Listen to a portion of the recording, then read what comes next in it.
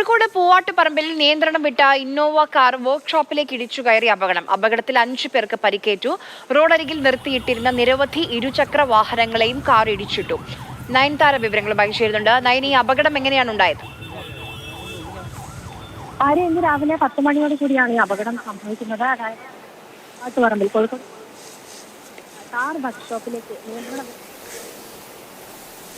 ഉണ്ടായിരുന്ന നിരവധി ടൂ വീലറുകളും അതുപോലെ തന്നെ ഒരു കാറും ഇടിച്ചിട്ടുകൊണ്ടാണ് നിയന്ത്രണം വിട്ട്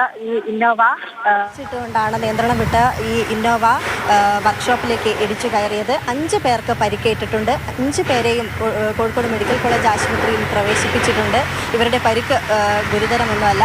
ഇവർ നിലവിൽ കോഴിക്കോട് മെഡിക്കൽ കോളേജ് ആശുപത്രിയിൽ 5 പേരും ചികിത്സയിലാണ്. സമീപത്തെ ബുള്ളറ്റിൻ്റെ ഷോപ്പിലെ വർക്ക്ഷോപ്പിലെ നിർത്തിയിട്ടിരുന്ന ബുള്ളറ്റുകളും അതുപോലെ തന്നെ ഒരു കാറും തകർന്ന നിലയിലാണ്. തകർത്തിട്ടാണ് ഈ ഇന്നോവ കാർ ഈ വർക്ക്ഷോപ്പിലേക്ക് ഇടിച്ചു കയറിയത്. നിയന്ത്രണം വിട്ടതാണ് അപകടത്തിന് കാരണമായത് എന്നാണ് അറിയാൻ സാധിക്കുന്നത്. ശരി, നയൻതാരയാണ് വിവരങ്ങൾ നൽകിയത്.